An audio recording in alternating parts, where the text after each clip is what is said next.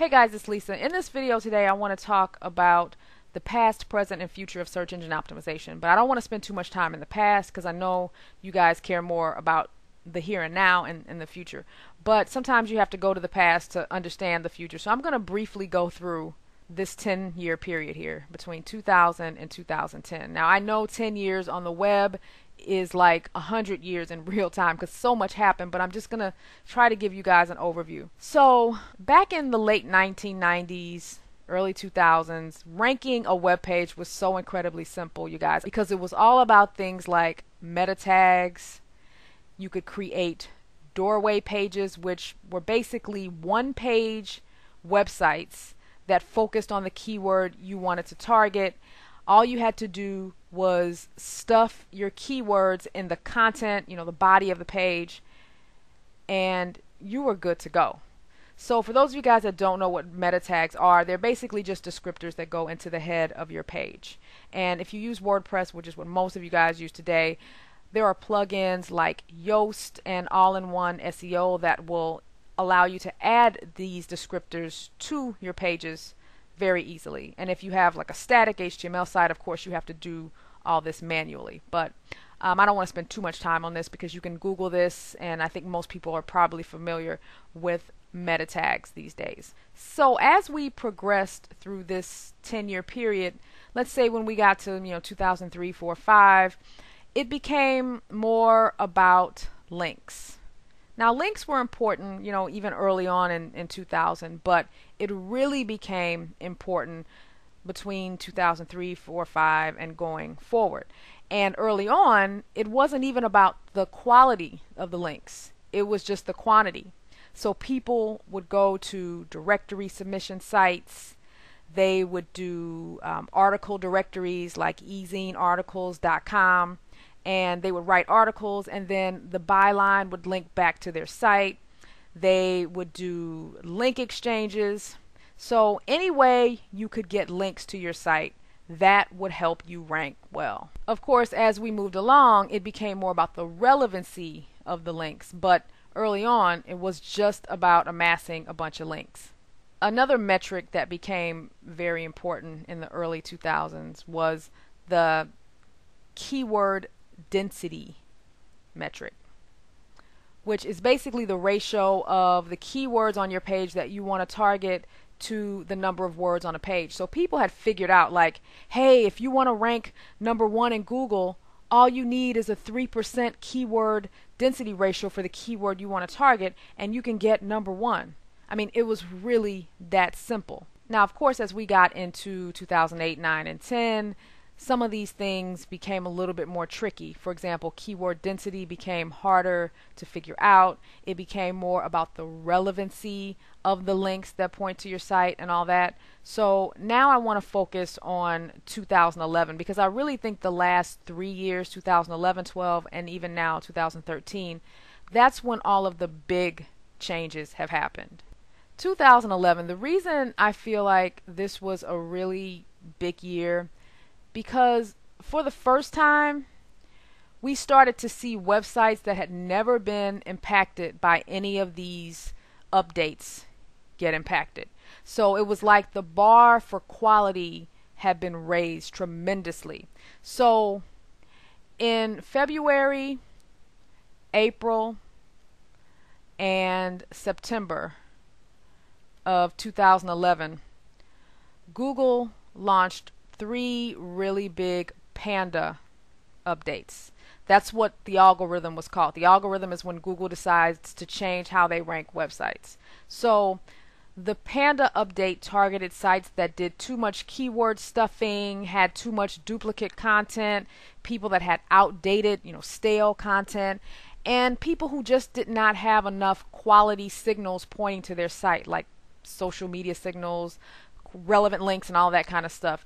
If you did not meet Google's criteria for a quote-unquote quality website, then you were impacted by one of these large updates in 2011. Now, there were a lot more updates in 2011, but these were the 3 big ones. The other thing that became really big in 2011 was personalized results. So not everybody can see the same search engine results anymore. So you may do a search for your own keywords and see that you rank number 6, but someone else may do that same search and see your site on page 2, the number 12 result. So everybody is seeing a different result. So it's really hard to know exactly where you rank. The only way to really tell where you rank is to log into your Google Webmaster Tools account and look at the traffic reports and look at your average rank for the various keywords. Because Google now ranks websites based on previous searches that you've done, websites that you visited, your social network. So if you are friends with someone in a social network and they like something, then that will show up in your results. So it's hard to really know where you rank unless you check your Google Webmaster Tools account. Now, the other thing that started happening in 2011 is that people started to really question Google's motives. For a long time, it seemed as if Google was rooting for the small business person. But with all of the updates in 2011, people started to wonder if they were starting to try to force people to spend more money on ads and, raise the brand sites and then lower, the small business sites to force more ad spend with Google AdWords. So people started calling Google all kinds of names. I heard them calling them the devil.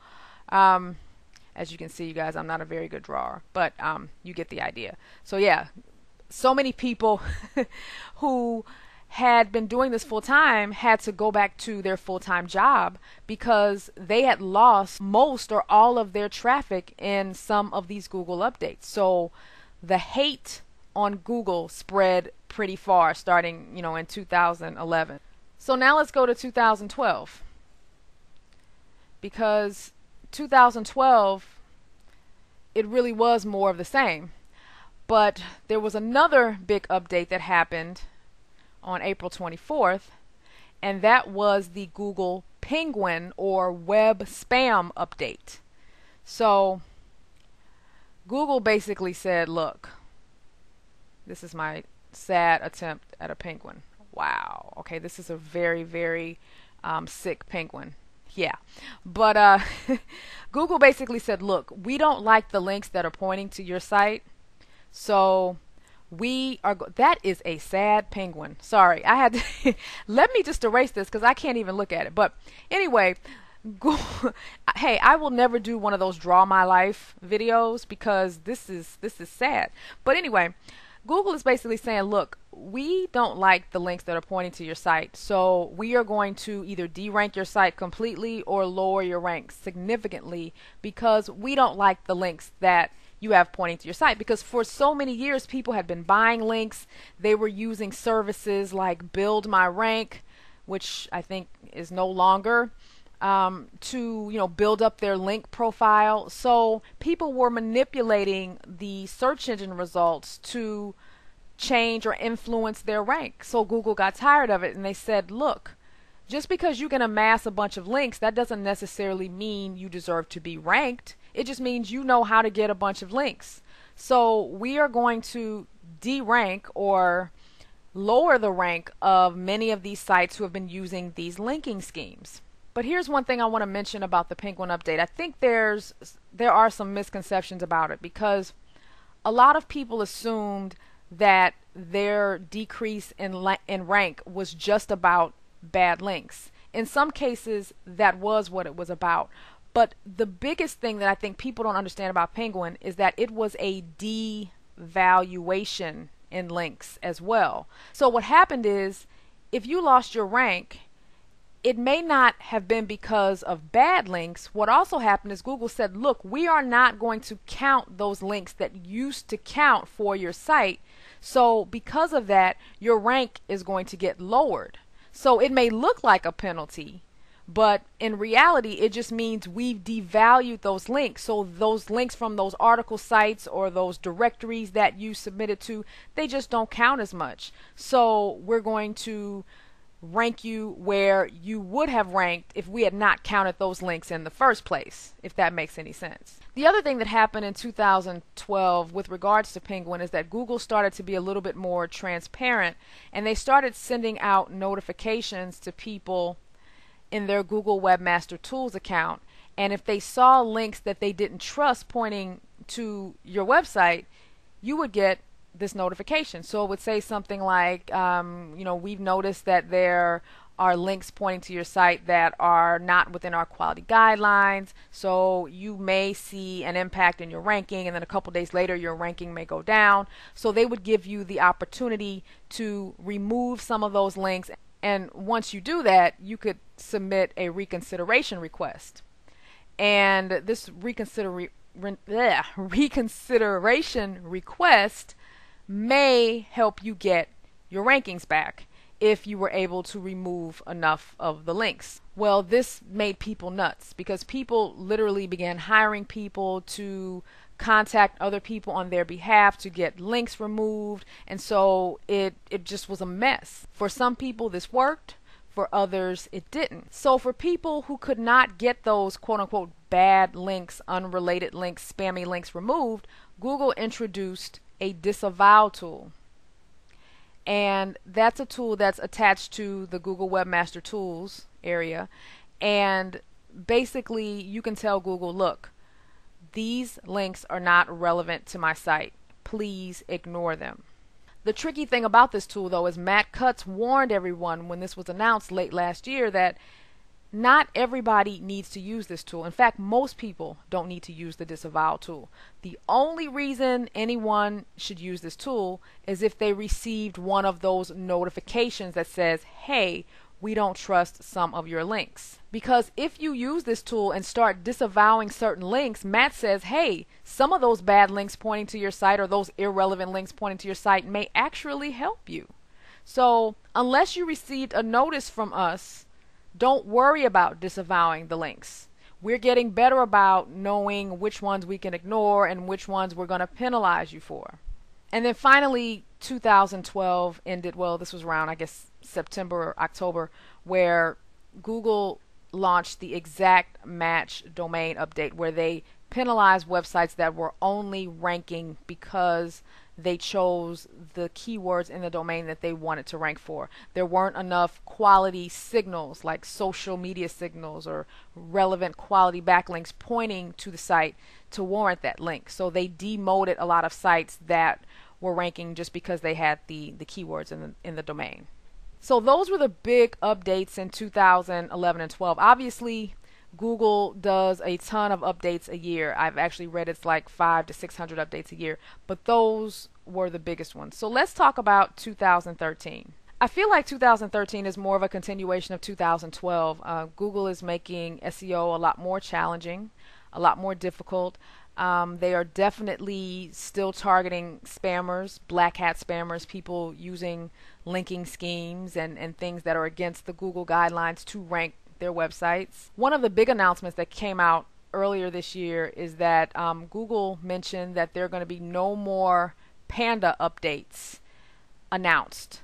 Panda is now going to be part of the 500, 600 updates that Google does a year. So there will be no more Matt going on Twitter saying, hey, we just rolled out Panda 15.6 or whatever. It's just going to be part of the regular algorithms. The other thing that we're continuing to see, and I talked about this for 2011, is that personalized search is continuing to get more and more personalized. We're all seeing different results. So a rank of a number 7 is not as valuable in 2013 as it would have been in 2005, because you may rank 7 on your computer, but to someone else you may rank a lot lower. So the average rank is what's more important, and you can check that in your Google Webmaster Tools account. Also in 2013, social media.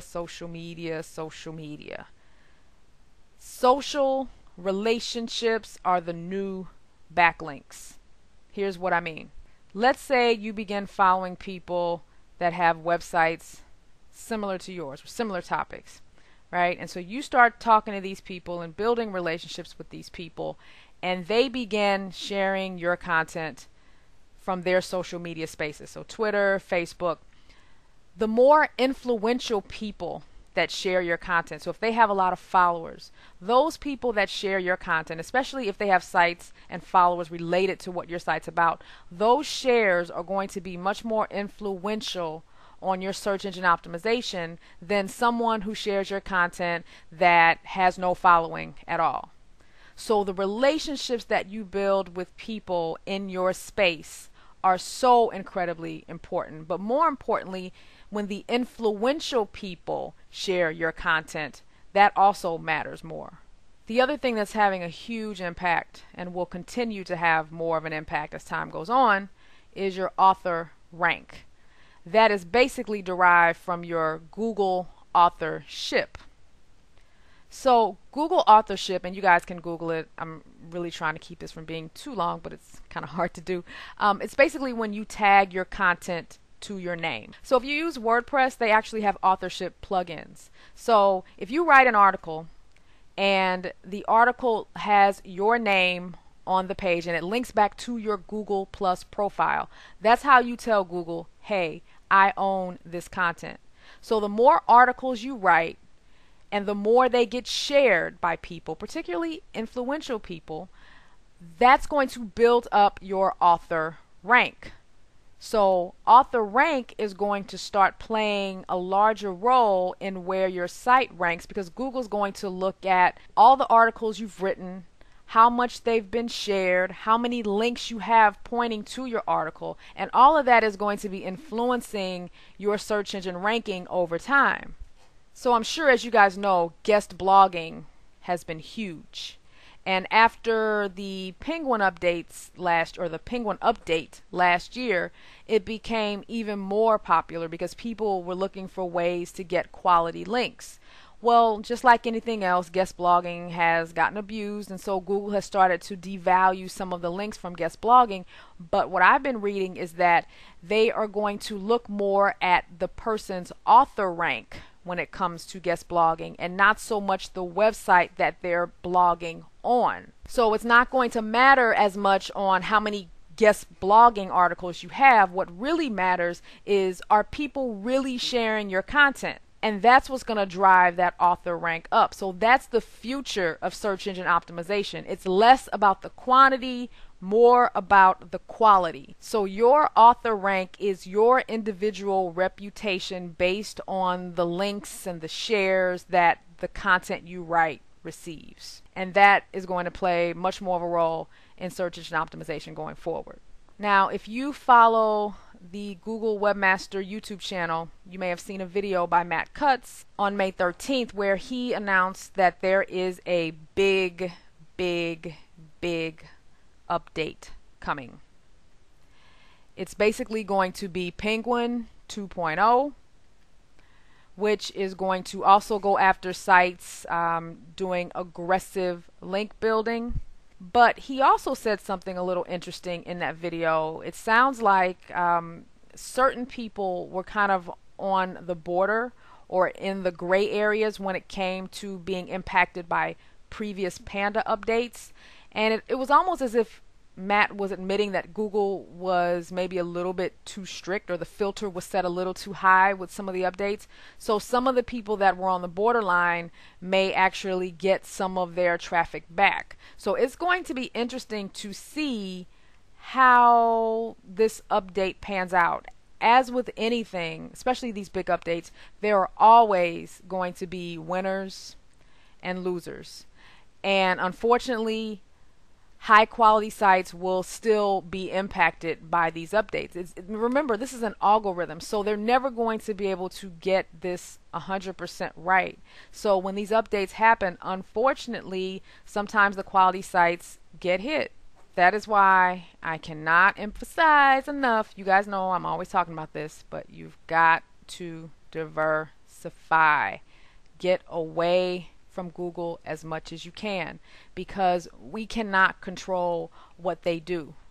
You know, so if you diversify your traffic to email, to YouTube, to Pinterest, something I have really been experimenting with a lot, and I hope to have more content on that soon. You just can't rely on Google anymore. It's just not a solid business model. It's too dangerous. So what I would say to do today is, first off, if you're just starting, target small niches. If you use the Google AdWords keyword tool, forget that old tip of, looking for topics that get 10, 20,000 searches per month. Look for topics or keywords that get 2 to 4,000 keyword searches per month. Write for humans, not for search engine bots. In other words, don't repeat your keywords tens of thousands of times in your content. Write naturally and use variations of those keywords. Stay away from link building schemes. If it works now, it probably won't work in the future. Build up your author rank by writing stellar content. I'm not talking about the mediocre content that used to work in 2005. I mean going the extra mile so people want to share your content. Incorporate a very good video within your content. Add an infographic or something like that to make the content more interesting. Get involved in social media. Start following people that have sites similar to yours and build relationships so they will share your content. This is the future of search engine optimization, you guys. So good luck. I hope this helped, and I'll see you in the next video.